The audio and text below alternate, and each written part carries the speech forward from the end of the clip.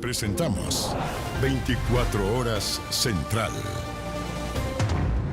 Muy buenas noches. Los que debían llevar el control del penal Alto Bonito en Puerto Montt hoy están acusados, según la Fiscalía, de haber montado un negocio ilícito paralelo dentro de la cárcel. Son 7 gendarmes y un civil vinculados a un mercado clandestino de drogas, teléfonos, comida y otros servicios fuera de toda regla. La organización fue desarticulada. Quienes por años cuidaron las celdas ahora quedaron tras las rejas.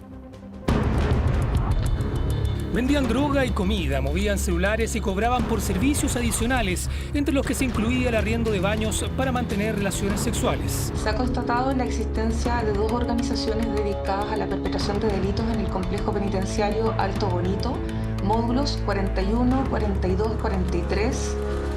Nuevo caso de corrupción al interior de una cárcel que vuelve a poner en la mira a funcionarios de gendarmería, esta vez en Puerto Montt. Luego de 2 años de investigación se logró descubrir lo que sería una estructura delictual al interior del penal Alto Bonito.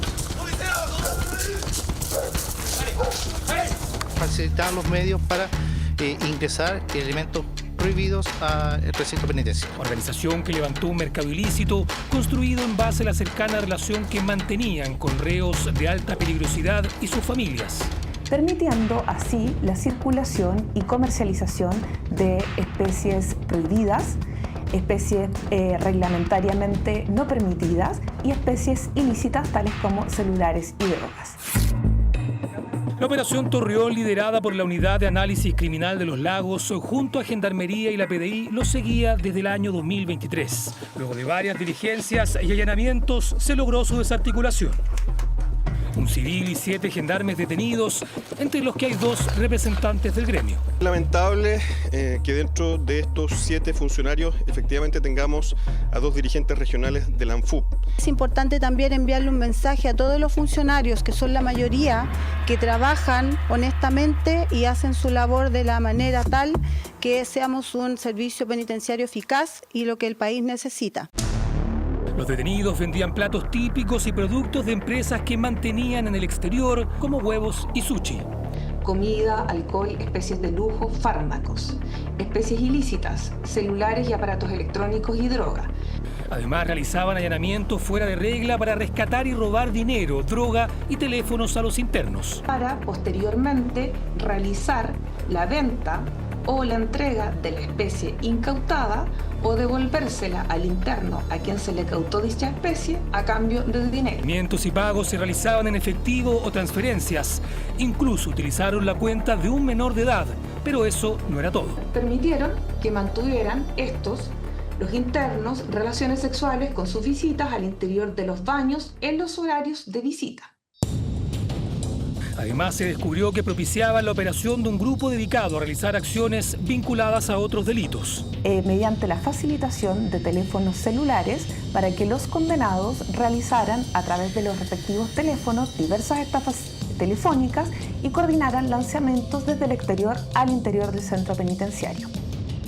Formalizados por cohecho, lavado de activos y asociación criminal. La mujer civil quedó con arresto domiciliario total a la espera de lo que resuelva la Corte de Apelaciones. El resto con la medida cautelar más gravosa. Es posible sostener respecto a cada uno de ellos un autolavado en la figura del 27 de la ley de lavado de activos. Se acoge la cautelar de prisión preventiva respecto a aquellos. 200 días de investigación que tendrá el persecutor para acreditar los delitos que habrían ocurrido al interior del penal Alto Bonito en Puerto Montt.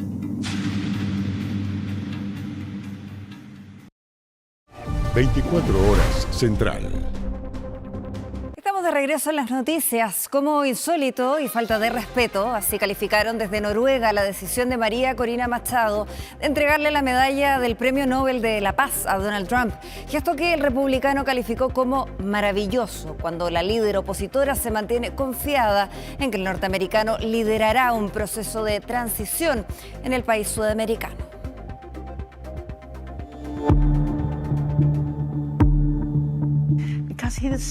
Porque se lo merece. Fue un momento muy emotivo. Decidí regalarle la medalla del Premio Nobel de la Paz en nombre de la gente en Venezuela. Un gesto inusual de María Corina Machado que llega tras meses de reclamos de Donald Trump, que aseguraba que merecía el premio, y luego que la líder opositora venezolana, tras la captura de Nicolás Maduro, anunciara públicamente su intención de entregarle el reconocimiento al presidente de Estados Unidos. Es una mujer maravillosa que ha pasado por muchísimo. María me entregó su Premio Nobel de la Paz por el trabajo que he realizado. Un gesto maravilloso de respeto mutuo. Regalo que, sin embargo, generó indignación en Noruega, donde calificaron el gesto de Machado de falta de respeto, insólito y ridículo. Desde el Comité Noruego del Nobel fueron claros. Una vez anunciado, un premio Nobel no puede ser revocado, compartido ni transferido a otros. La decisión es definitiva y perdura para siempre.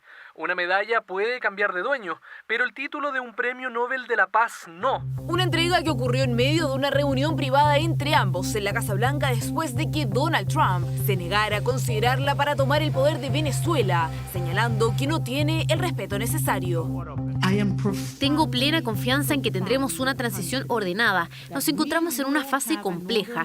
Ellos han hecho parte del trabajo sucio, pero el resultado de una transición estable será una Venezuela orgullosa, que será el mejor aliado que Estados Unidos haya tenido en América. Sin embargo, el papel de la propia María Corina Machado en esta hipotética transición es una incógnita, ya que Donald Trump dejó claro que no quiere repetir los errores que cometió Washington tras otras intervenciones.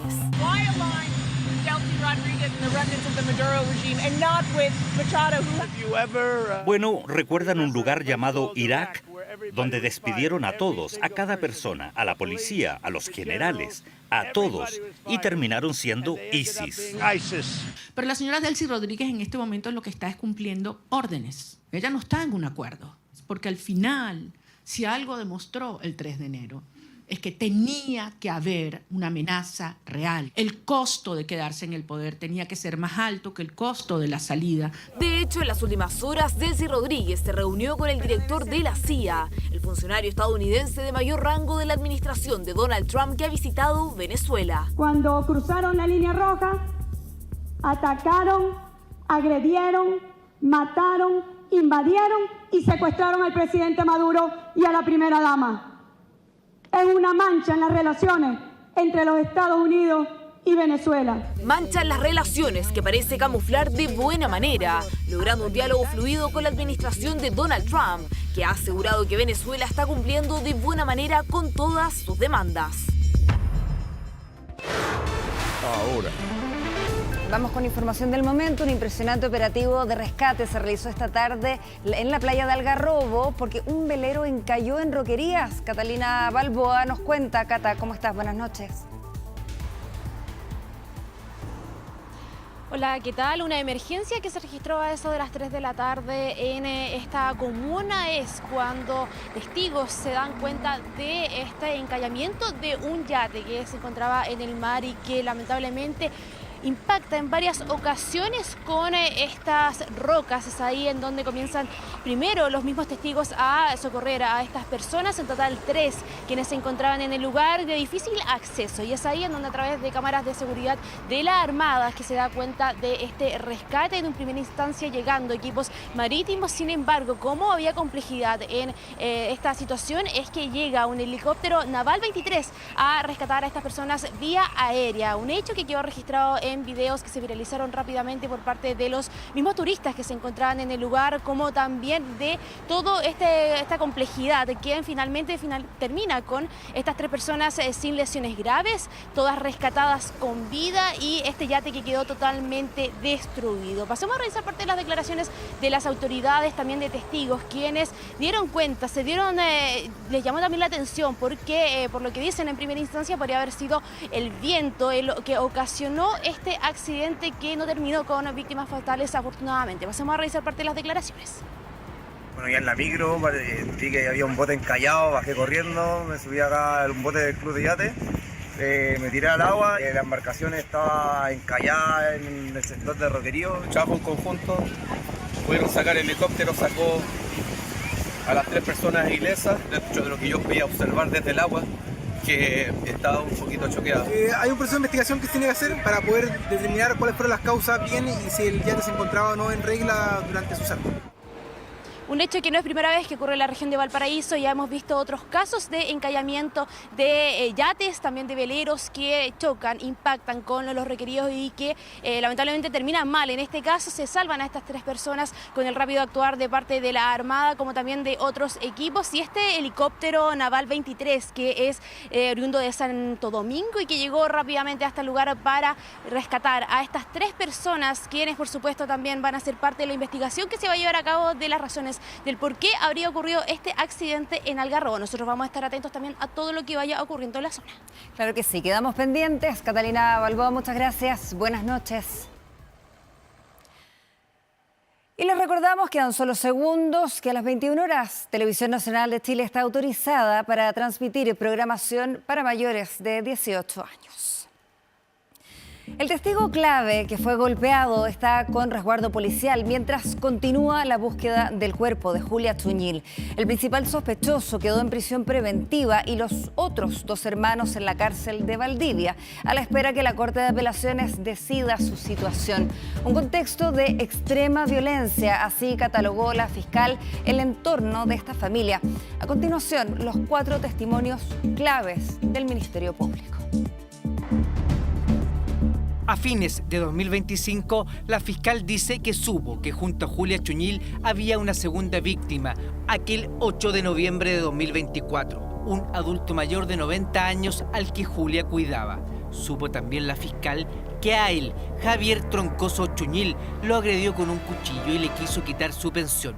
Julia se enfrentó a su hijo, el que luego la ahorcaría hasta matarla. Estando en la casa de Julia Chuñil, llegó su hijo Javier Troncoso, bien borracho, quien me quería quitar la plata de mi pensión. Yo no le aflojé, ante lo cual este me puso un cuchillo puntiagudo con cacha de madera en mi cuello, diciéndome, ¿y si te mato? En ese momento llegó Julia para defenderme. Y de ahí en adelante la fiscal Esquivel corrió contra el tiempo. No podía mandarle carabineros al adulto porque alertaría a los hermanos Chuñil. La protección a la que él estaba sujeto no consistía en sacarlo del domicilio. El testigo clave estaba en riesgo hasta que el ex yerno de Julia Chuñil quebró el pacto de silencio y confesó. La señora Julia logró quitarle el cuchillo, el cual lanzó hacia el patio. La pelea continuó a golpes en el exterior del domicilio, donde pude ver cómo Javier comenzó a ahorcar con sus propias manos a la señora. Observé que la señora Julia cayó al suelo sin vida, producto de la asfixia provocada por Javier.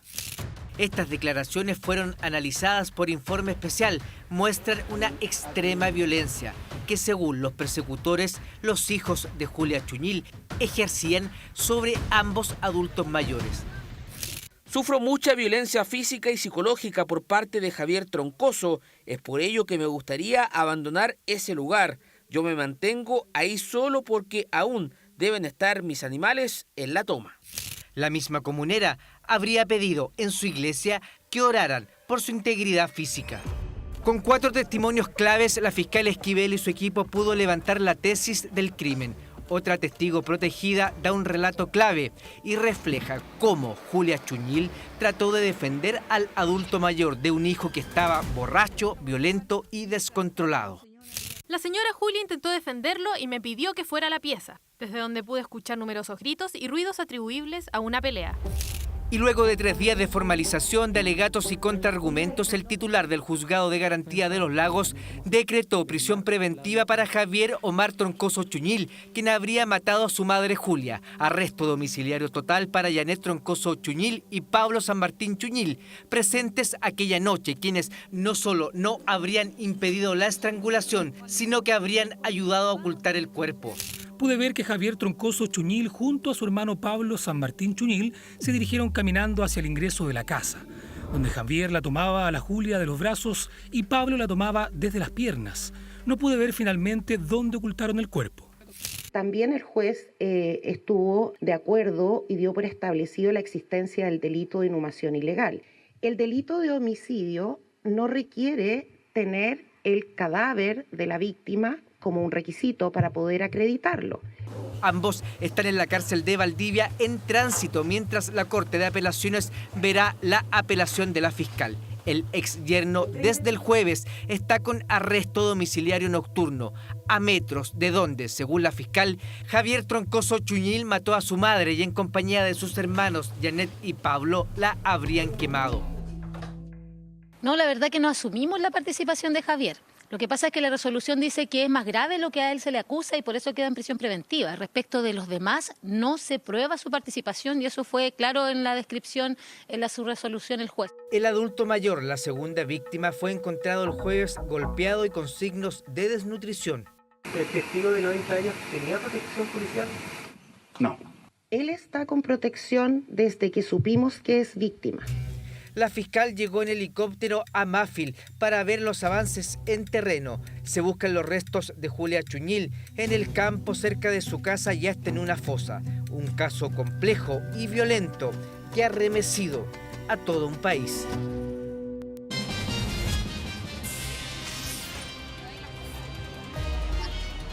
Informe especial. Bueno, y atención con esto, ahora en informeespecial.cl analizamos cómo han ido mutando las versiones de dos de los testigos claves. ¿A qué se debe? Bueno, escanea el código QR y revíselo, además de todas las otras informaciones que se han ido sumando del equipo de investigación de informeespecial.cl que ha estado atentísimo al caso de Julia Chuñil. Bueno, en este nuevo registro se observa cómo un militar en retiro de la FACH fue abordado por una pandilla de al menos 4 jóvenes en la villa Frankfurt de Maipú. El ex uniformado utilizó su arma particular y abatió a 2 de ellos de 17 y 14 años. Este último debía estar en su casa cumpliendo una cautelar. ¿Qué pasará con la víctima ahora? Veamos. Más de alguien pensó que se trataba de un accidente de tránsito, pero no calzaba con el ruido de las balas y el escape de uno de los ocupantes. Me asusté, pues salimos a mirar todo. Es un callejón esto, entonces esto es muy recurrente que pueda pasar. Yo pensé que estaban asaltando al vecino, porque el vecino fue el que salió a correr. Este joven corre desesperadamente. Su caminar es errático. Se toca a la cabeza y es que el choque fue repentino y fuerte. Pero no es la víctima. Segundos antes, según la indagatoria, robó el vehículo junto a su banda. El verdadero afectado es él, conductor de una aplicación de transporte. Sus clientes eran parte de una pandilla juvenil. El cual nos manifiesta que un momento antes habría sido abordado por 3 personas. En atención a que esta persona se encontraba realizando transporte de personas vía aplicación InDriver, lo obligan a descender directamente del vehículo, sale de este vehículo, utiliza específicamente un armamento el cual se encuentra debidamente inscrito, disparando en 2 ocasiones. El conductor es un suboficial mayor en retiro de la Fuerza Aérea. De acuerdo a los antecedentes, tiene autorización para tener un arma y además puede portarla, permisos que se encuentran vigentes. Repele el asalto y da...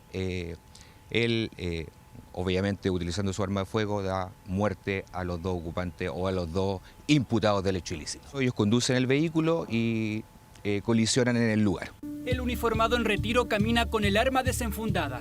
El asaltante que desciende del vehículo levanta sus manos y luego escapa.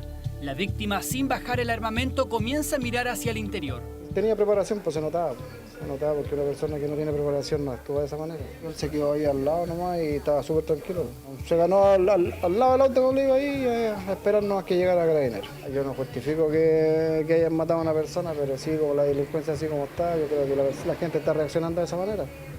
Porque si no son ellos, es uno. Este nuevo registro muestra que en definitiva la banda estaba compuesta por 4 asaltantes, 2 que piden el servicio y suben, pero luego el resto aparece desde la otra vereda. Usaban 2 armas a fogueo que en el momento parecían reales. Este delincuente huye de inmediato ante el actuar de la víctima. Uno de los abatidos tiene 17 años, el otro es aún más joven. Uno de ellos correspondería dentro de los antecedentes preliminares a un menor de 14 años con antecedentes por delitos de robo de la misma especie y quien se mantendría o debería haberse mantenido con arresto domiciliario total en otra comuna de la capital. Que por supuesto no cumplió. El suboficial en retiro se encuentra en calidad de víctima. Actuó, según el Ministerio Público, bajo legítima defensa ante un delito flagrante protagonizado por un grupo que atacó en pandilla con armas que simulaban ser verdaderas. Solo 4 días restan para que José Antonio Kast presente su futuro gabinete, una lista que suma nuevos nombres, entre ellos la senadora Jimena Rincón y el diputado Francisco Undurraga, conformación a la que se podrían sumar los nacional libertarios, quienes se abrieron a reconsiderar integrarse al futuro gobierno. Presidente, ¿cómo va la conformación de su próximo gabinete? ¿Hay lugar donde se va a realizar esta presentación? La pregunta solo logró este pequeño gesto de José Antonio Kast, consulta que solo tendrá respuesta el próximo martes, cuando el mandatario electo dé a conocer el equipo que lo acompañará a partir del 11 de marzo. Este anuncio de gabinete, del gabinete. El gabinete... Pese a la insistencia, desde la oficina del presidente electo prefieren mantener en reserva los detalles de la ceremonia y el nombre de los futuros ministros. Siento que hay ansiedad para saber los nombres definitivos, el número, cuántos ministros, se han especulado acerca de ministerios, pero lo importante es que para todos, el 20, el presidente electo José Antonio Kast dará a conocer los nombres y quienes van a encabezar las distintas carteras. Entre los nombres fijos se encuentra Claudio Alvarado en Interior, José García Ruminot en Sexpress, Jorge Quirós en Hacienda y Mara Cedini en la Segegov. Sin embargo, la incertidumbre ronda en otras carteras y dentro de las especulaciones varios nombres entran y salen del radar de José Antonio Kast. Entre las posibles figuras se encuentra el diputado Francisco Undurraga en el Ministerio de las Culturas, la secretaria general del Partido Social Cristiano Judith Marín en la cartera de la Mujer, el vicealmirante en retiro Alberto Soto en Seguridad y la senadora Jimena Rincón en Energía. Lista que supuestamente también integraba el periodista Guillermo Turner en el Ministerio de Defensa, nombre que habría sido descartado por Kast tras la presión de los partidos que integrarán el próximo gobierno. Hay espacio para los partidos, para los técnicos dentro del gobierno y voy a insistir en que el presidente electo elegirá a las mejores personas, tanto del mundo político, del mundo técnico y diversos otros mundos específicos, que precisamente son las mejores personas para los diferentes cargos. En esta danza de nombres incluso existen figuras que se han declarado disponibles. Tanto si a usted le ofrecieran formar parte del gabinete de José Antonio Kast. Voy, absolutamente. De todas maneras. De todas maneras. El diputado Cristian Lavé no le cerró la puerta a la posibilidad, pese a la decisión de su colectividad, el Partido Nacional Libertario, que hasta este jueves había descartado sumarse al gobierno, tras acusar que Kast y su equipo no estaban considerando a los partidos políticos en una posición relevante. Sin embargo, la postura de Johannes Kaiser podría cambiar. Mire, siempre hay un espacio para cambiar de opinión cuando cambien las condiciones. ¿Ya? Si ese no es el punto. La pregunta es si se va a hacer, si va a haber una modificación. ¿Ya? Y evidentemente que no habría una modificación si nosotros hubiésemos aceptado, ¿no es cierto? Nueva postura que podría llevarlo a él o a uno de los suyos a una cartera para ser presentado el próximo martes, cuando Kast tome la palabra y anuncie el equipo que jurará el próximo 11 de marzo. Bueno, atención a estas imágenes. Mientras se preparaban para iniciar un viaje familiar, un grupo de delincuentes los abordó para robarles. En el enfrentamiento le dispararon a César Mercado Vázquez, funcionario civil de Carabineros, quien perdió la vida en las últimas horas. El plan familiar estaba en marcha. Cargaban el auto para luego viajar a la playa desde Santiago a primera hora de la mañana. Pero por lo que verá, tal idea no se concretó. 3 delincuentes se bajaron del vehículo, 2 de ellos armados. El que iba en el asiento del copiloto fue directamente a amenazar a César Mercado Vázquez. Y entre medio del forcejeo, mi hermano, que no tenía mucha idea, salió herido. Le dispararon a quemarropa, le pegaron tanto en el brazo como en el hígado. Por tal enfrentamiento con piedras, se ejecutó un segundo disparo.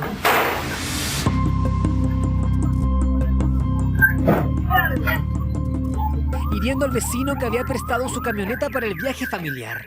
Me entró la bala y salió. Y de ahí después los tipos se arrancaron. Salí afuera y me encontré con mis vecinos que estaban baleados. Y bueno, Fue todo terrible. Corrimos todos, llamé a los vecinos, salimos. Los vecinos salieron con sus vehículos, se fueron de inmediato con los heridos al hospital. César Mercado, garzón, estudiante de turismo de 33 años y funcionario civil de Carabineros, fue trasladado hasta el Hospital Sotero del Río. Tras 5 días de hospitalización, transfusiones de sangre y 6 cirugías, no logró sobrevivir. Nos devastó el resultado de esto. Él nunca hizo nada malo a nadie, ni que terminara cobrando por una delincuencia que no entendemos. Nos destroza. Sus vecinos y más cercanos realizaron una velatón para despedir a César. Todos los vecinos estamos muy sorprendidos porque era un niño muy quitado de bulla, una familia muy tranquila, jamás ellos metidos en nada, acompañándolos con velita, con globo, porque se merecen una compañía ellos. Y ahora mismo haciendo esta velatón que nos conmueve en el corazón, que se piense tanto y se afiance tanto esta comunidad que de verdad es muy tranquila. Gracias a las primeras diligencias realizadas luego de este asalto, se logró la detención de uno de los integrantes de la banda juvenil, en la que sus participantes no tendrían más de 18 años y que habrían realizado un tour delictual antes de este asalto mortal. En esta causa ya se encuentra un adolescente sujeto a la medida cautelar de internación provisoria, como asimismo se encomendaron las diligencias investigativas a personal especializado del OS9 de Carabineros de Chile, quien trabaja en la búsqueda del resto de la banda. Aún están en busca del paradero del autor del disparo que asesinó a César Mercado. Trascendió que las diligencias están muy bien encaminadas. La familia, en tanto, se prepara para darle el último adiós en el funeral. El presidente Gabriel Boric instó al oficialismo a la unidad en medio del quiebre en la izquierda. La furia del PS con la Moneda, el PC y el Frente Amplio no cesa y el PPD aseguró que a partir del 11 de marzo habrá 2 oposiciones. Camila Vallejo, militante del Partido Comunista. A nuestros compañeros Nicolás Grau y Giorgio Bocardo del Frente Amplio. Álvaro Elizalde del Partido Socialista, Macarena Lobos del Mundo Independiente. ¿Pero por qué menciono todo esto? Las menciones tuvieron un motivo y un contexto: el terremoto político que hoy tiene en jaque al oficialismo. Porque la izquierda, el progresismo, no tiene que andar peleando entre ellos. Cuando prima la unidad es cuando más logramos avanzar. El llamado fue claro tras el enfrentamiento entre las dos almas oficialistas que terminó con el PS suspendiendo su participación en la coalición, pidiendo gestos a la Moneda y cuestionando incluso al propio presidente Boric por una unidad en el sector que jamás llegó. Me parece pertinente el llamado, pero también aquí hay que ver los temas de fondo que están detrás. La unidad exige también el respeto y la tolerancia y eso no lo hemos visto de parte de nuestros aliados. Esos incómodos aliados para el PS son el Partido Comunista y el Frente Amplio, tiendas que criticaron duramente al socialismo democrático y al propio gobierno por promover la ley Naín Retamal, que fue invocada por la justicia al absolver a Claudio Crespo en el caso Gatica. La furia del PS fue total, a la que adhirió el PPD, que ya anunció que el actual oficialismo no será una sola oposición. 2 oposiciones, el escenario que proyecta el PPD articulándose con los partidos del socialismo democrático y separándose del Partido Comunista y el Frente Amplio. Más allá de las bravuconadas de lado y lado durante estos últimos días, creo que lo relevante es la consistencia, la responsabilidad con Chile, con un proyecto progresista de izquierda de largo plazo. Claro, nosotros pretendemos generar unidad de acuerdo a temas que sean programáticos para adelante. Entiendo también que después de una derrota electoral hay momentos en los cuales hay críticas, autocríticas, incluso pasadas de cuenta, pero eso tiene un tiempo y debiera durar poco.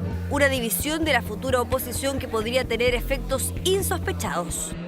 Eso puede debilitar la capacidad de control y propuesta, pero también anticipa una disputa estratégica por liderar el campo opositor y por definir quién representa realmente a la izquierda. Así, y en este complejo escenario comenzaron las articulaciones de cara a lo que será el escenario político post-11 de marzo.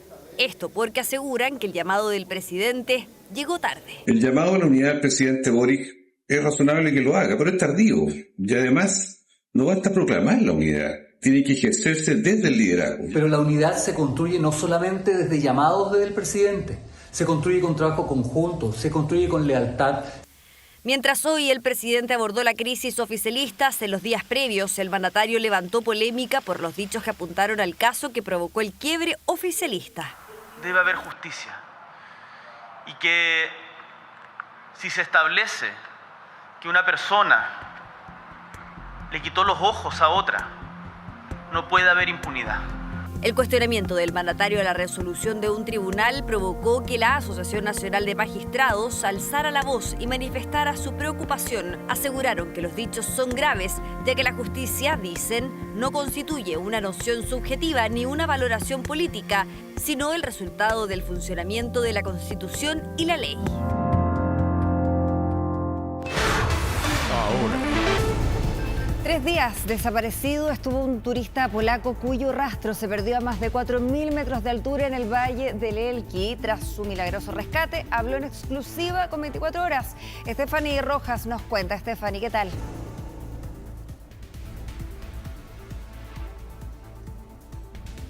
¿Cómo están? Muy buenas noches. Claro, buenas noticias desde la región de Coquimbo, porque tras intensos días de búsqueda, esta mañana se pudo dar con el paradero del turista polaco de 67 años que era intensamente buscado luego de perderse su rastro hace más de 3 días. Su nombre, Mariusz Wojtowicz.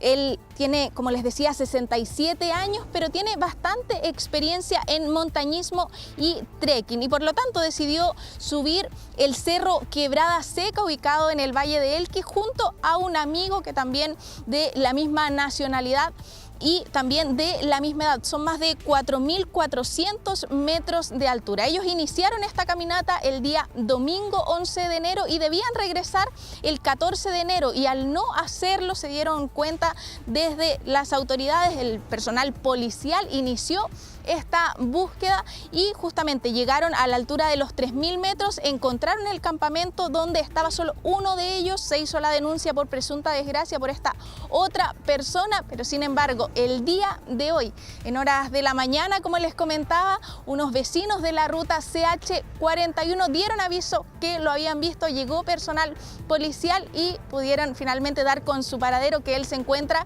afortunadamente en muy buen estado. En este momento se encuentra en el hospital de Vicuña y nosotros tuvimos acceso de manera exclusiva a conversar con él y también con su amigo que lo estaba acompañando y esto fue lo que nos dijeron. One short moment I fell down and later I didn't see Wojtek. I lose way and start individual trip in Andan. Without nothing. I am in good condition. Finally, I'm alive, still alive. We have a lack of water, lack of food, not good food for this problem. If we didn't had an experience, this speech will be on the cemetery, not in the hospital. Fue clave que ambas personas tuvieran conocimientos tanto de trekking como de montañismo, más de 20 años de experiencia que los ayudó incluso a sobrevivir sin tener agua durante más de 3 días. Esta segunda persona, yo les decía, actualmente se encuentra en el hospital de Vicuña, pero ya durante las próximas horas va a ser dado de alta, así que una excelente noticia acá en la región de Coquimbo para compartir con ustedes. Muy buenas noches. Stephanie Rojas, con este milagroso rescate, muchas gracias y buenas noches. La invitación es a que siga con nosotros y hasta el domingo en Televisión Nacional, este festival que es de ustedes, que es de los chilenos. Buenas noches y muy buen fin de semana. Que estén muy bien, nos vemos, chao chao, quédese.